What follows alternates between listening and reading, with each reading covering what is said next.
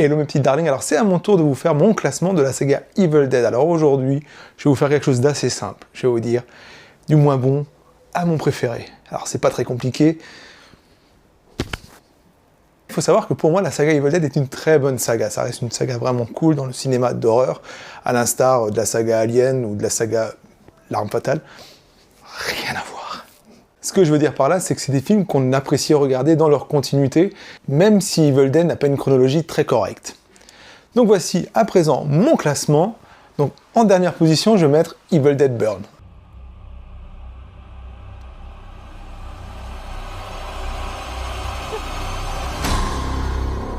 You thought I'd let you have all the men in this family to yourself.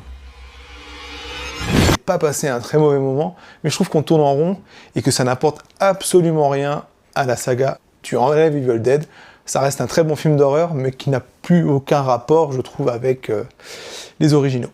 5e position, Evil Dead Rise. Hey there, cutie pie. You don't look so good, Mom. Nothing a big old hug and kiss from you won't fix. Open up now, like a good girl. Le parti pris était vraiment top, situer l'action dans un immeuble, c'était génial. Je me suis refait le film dernièrement, mais c'est comme le 6e opus, je trouve qu'on tourne très vite en rond, et que, hormis voir une famille, entre guillemets, se déchirer et survivre, certaines séquences sont vraiment excellentes, notamment celle de l'ascenseur. Et le final est vraiment aux petits oignons. 4e position. Le remake.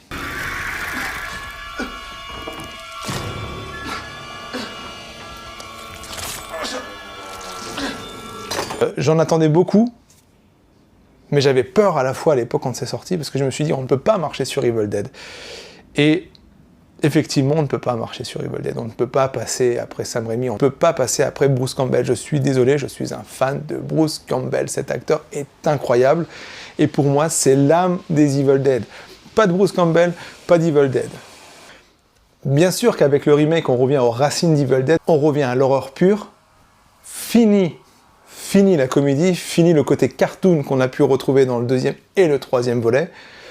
Là, on est vraiment dans le sang, dans les tripes, mais ça manque d'un petit truc qui fait qu'on a envie de s'attacher au personnage, on s'en bat les couilles en fait des persos, et j'avoue, Bruce Campbell, pour moi c'est Evil Dead, donc à partir de là, dès qu'on a enlevé le rôle de Ash, bien sûr il faut laisser la place à une nouvelle génération, à de nouveaux personnages, mais c'est comme Alien finalement. Si tu fais un Alien, regarde Alien Romulus, t'as plus Ellen Ripley, ça n'a plus la même saveur, alors forcément on retrouve des personnages qu'on va identifier à ces rôles iconiques, mais qui n'auront pas le même calibre, qui n'auront pas le même charisme.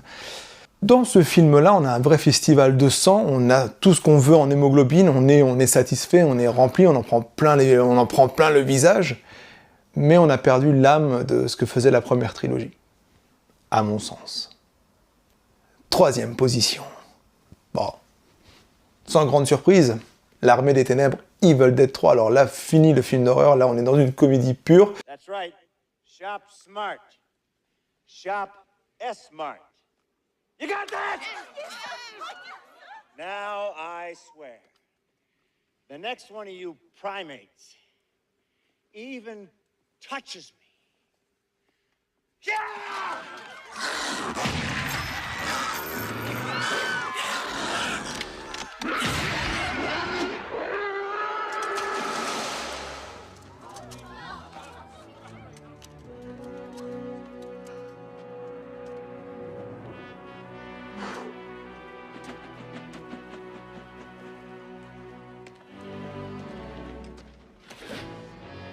Now, let's talk about how I get back home.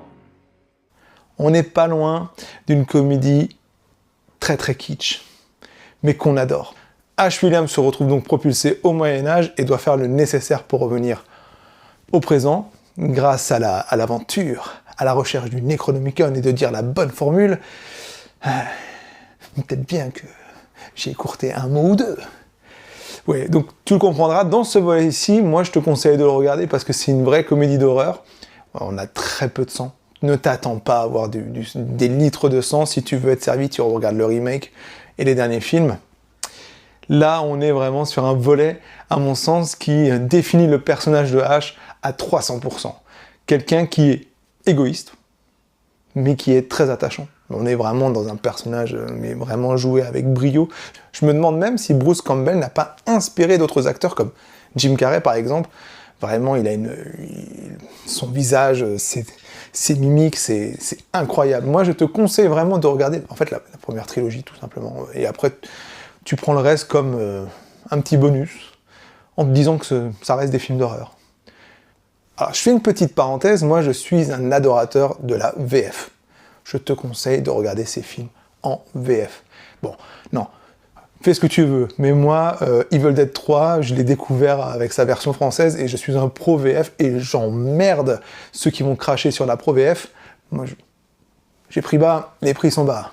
Hey, l'idole des monstres, à nous deux. Hein? Qu'est-ce que t'as dit? Ah, t'as dit oui. Ouais, je pourrais te les enchaîner, les répliques. C'est génial. Moi, donc, je te conseille, regarde-le en VF. Fais-toi une soirée avec tes potes, avec une bière, une pizza. C'est ça, Evil Dead 3. Voilà, Evil Dead 3, c'est la soirée parfaite, pizza, bière avec tes potes.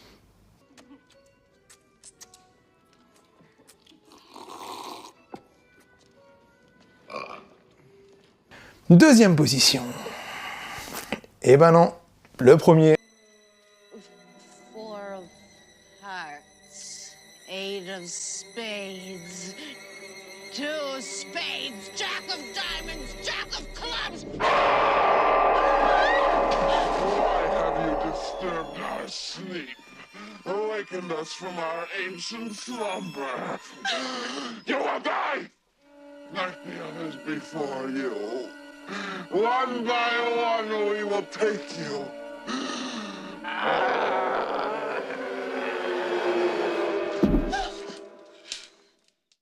C'est du bricolage avec les copains, mais c'est de l'inventivité, c'est de la créativité. Sam Raimi a, comment dire, je pense, a bouleversé un peu les codes du film d'horreur en créant des plans, une mise en scène vraiment terrifiante. Vraiment, tu regardes ce film le soir seul, franchement, moi je me planque derrière un oreiller ou sous ma couette. C'est génial, et là on a vraiment, certes, des acteurs qui ne sont pas aussi performants qu'on aura dans les suites, mais qui font le job. Je te le conseille. Alors certes, si tu regardes ce film après le remake, tu risques de te dire, bon, c'est un peu vieillot, mais essaye de te remettre dans le contexte, et c'est génial, c'est dégueulasse, la scène de viol dans les bois, enfin, j'ai rien dit.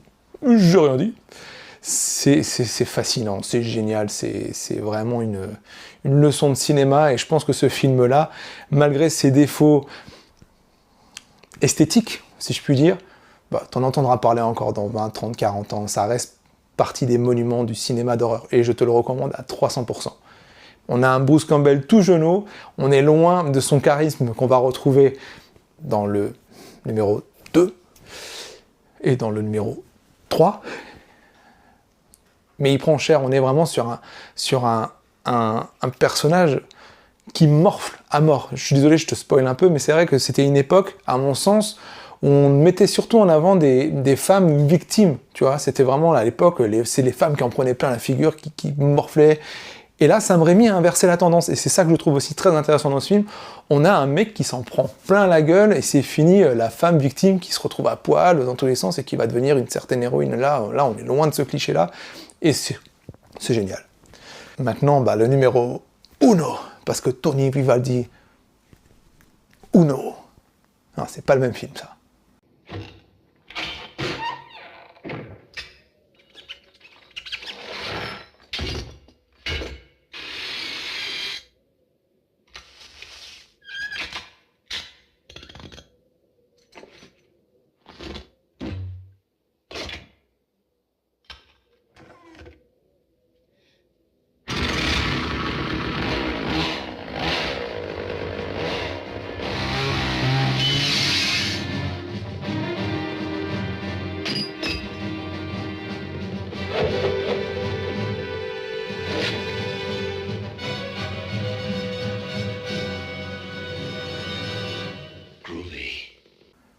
Evil Dead 2, Pour moi, c'est le meilleur de la saga, c'est le film que je te recommande de toute urgence. Pour moi, on est vraiment dans le côté horrifique, comédie, au même niveau, et Bruce Campbell s'entend d'accord joie. Sam Raimi, il a une inventivité incroyable, enfin c'est fascinant, c'est génial.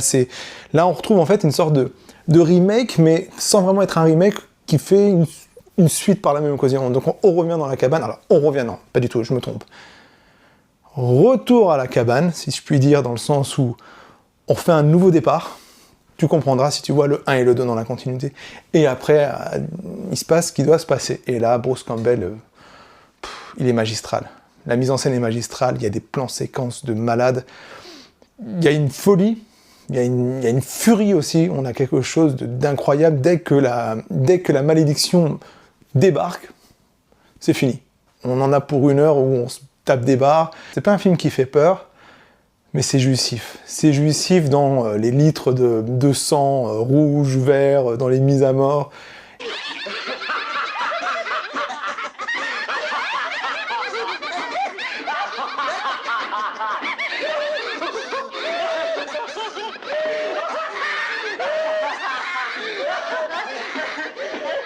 Et j'ai presque envie de te dire que pour moi, Evil Dead 2 rejoindrait peut-être même Evil Dead 3 dans ce côté film de potes, bière, pizza. C'est ce film qui révèle vraiment un personnage qui rentrera dans la pop culture, qui est Ash Williams, avec sa tronçonneuse greffée à la place de la main. Rien que pour ça, rien que pour ça, faut voir le film, en fait. Voilà, j'espère que ça t'a plu. N'hésite pas à t'abonner, ou à ne pas t'abonner, de toute façon, dans tous les cas, c'est pareil. Je suis un artiste. Et je suis ton meilleur influenceur. Parce que moi, je t'influence à aller voir les films. Et je suis sûr que tu vas regarder Evil Dead 2 maintenant. Et même Evil Dead 3. Et peut-être même Evil Dead le remake. Et peut-être même Un flic à la maternelle. Salut.